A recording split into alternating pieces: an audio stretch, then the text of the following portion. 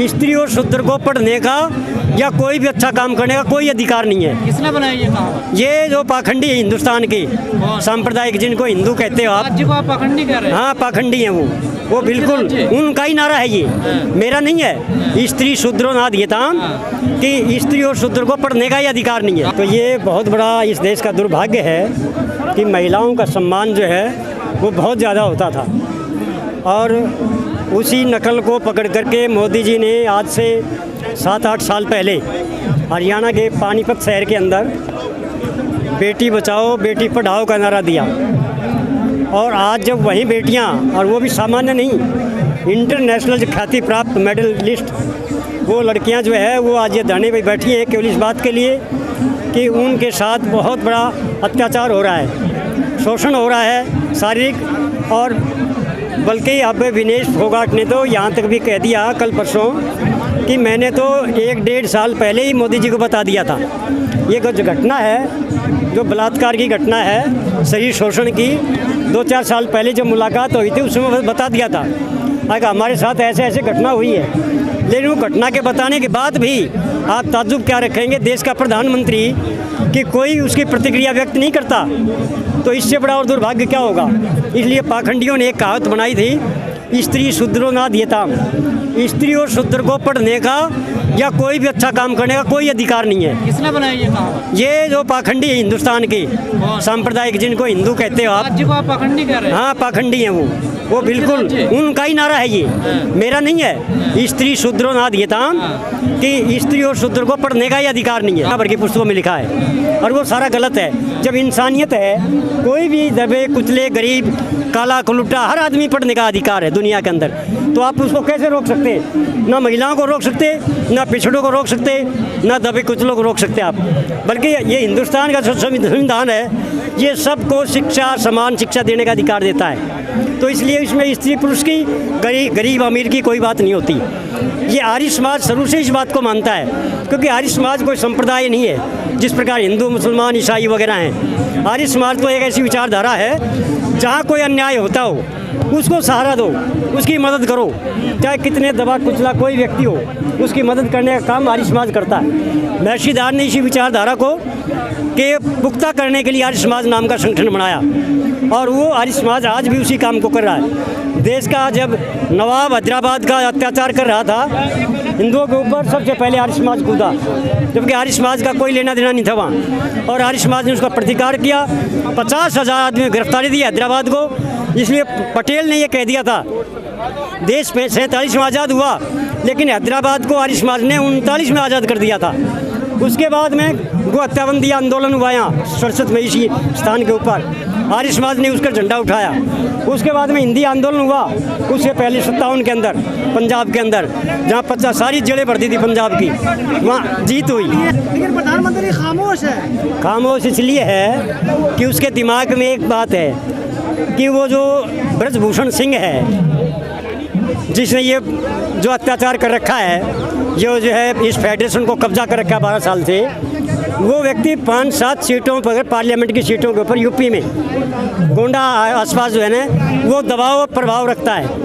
उसको, इस पागल को ये नहीं पता है, इस बीजेपी को, कि हिंदुस्तान का जब सारा आदमी खिलाफ हो जाएगा तो 5 सीटें क्या करेंगी, जब सारा देश ही खिलाफ हो जाएगा इस मुद्दे के ऊपर। जिस प्रकार से ये मनोबल बढ़ता जा रहा है इस आंदोलन का, कि बेटियों के साथ सब सहयोग कर रहे हैं कि अत्याचार हुआ है, तो फिर वो 5 सीटें क्या करेंगी। लेकिन सर, जैसा आपने भी कहा, दबे कुचले शोषण जो भी लोग, जब उनकी बेटियों के साथ अत्याचार शोषण, जहाँ तक हत्या भी हो जाती है, तब इतना बड़ा आंदोलन नहीं होता। नहीं, ये तो देखिए, जो अन्याय का विरोध करने की हर व्यक्ति में हिम्मत नहीं होती। ये तो बहुत बड़ी लड़कियों को दाद देनी पड़ेगी।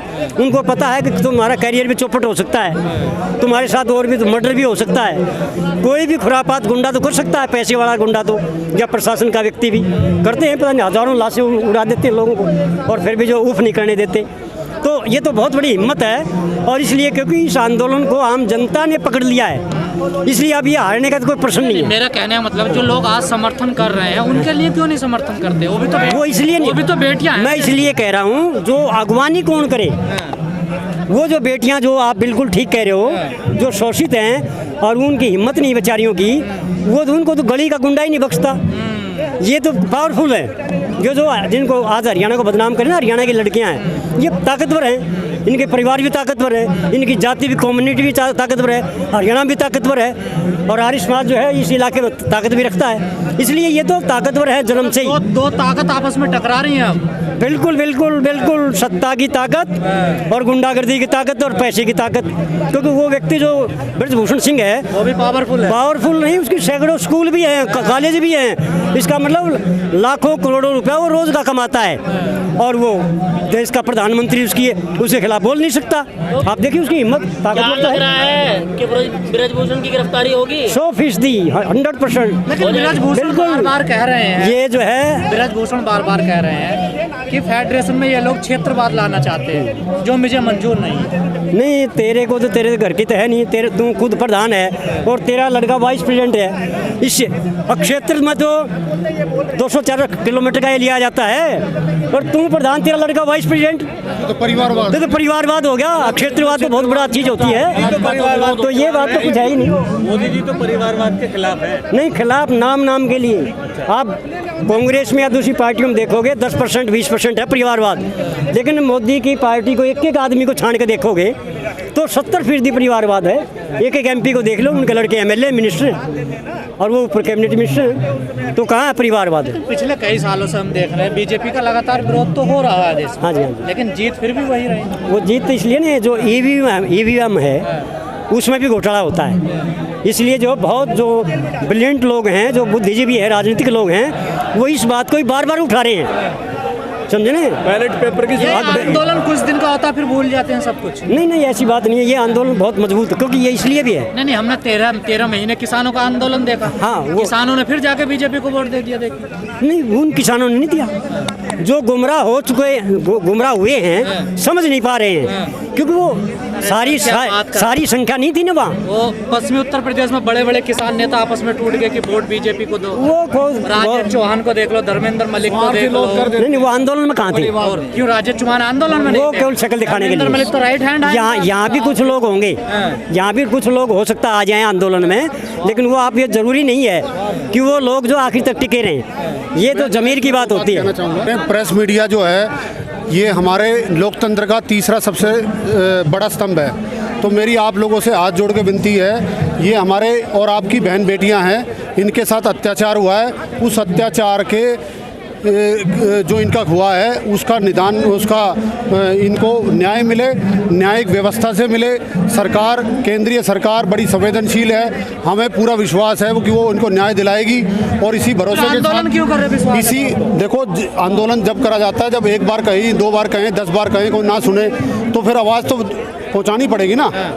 तो विश्वास नहीं ना, फिर इसलिए कर रहे हैं ना आप। देखिए, ये भी एक अपना ही विश्वास होता है, इतना नहीं है। आप अब कुछ गलत बातें मत निकलवाओ, हमारा पूरा एक ही बात है, कोई राजनीति नहीं है, सिर्फ एक बात है कि हमारी बहनों को, हमारी बेटियों को, ये देश का गौरव है। इन्होंने देश के लिए, भारतवर्ष के लिए, ये भारत की पुत्री हैं, पदक जीता है। जिस उम्र में बहन बेटियां दूसरा काम करती हैं, अपना पढ़ाई लिखाई करती हैं और जीवन जीती हैं, अपना ब्याह शादी में, परिवार में जाती हैं, इन्होंने सबका त्याग करके इन्होंने खेल को चुना, खेल के माध्यम से देश का नाम रोशन किया है। और सिर्फ नाम ही रोशन नहीं किया है, और जो गरीब गुरबे घर की बेटियां हैं, गरीबों की बेटियां हैं, मजदूरों की, किसानों की बेटियां हैं, और जो दूसरे दूर दराज इलाकों की बेटियां हैं, उनके लिए प्रेरणा स्रोत बनी है।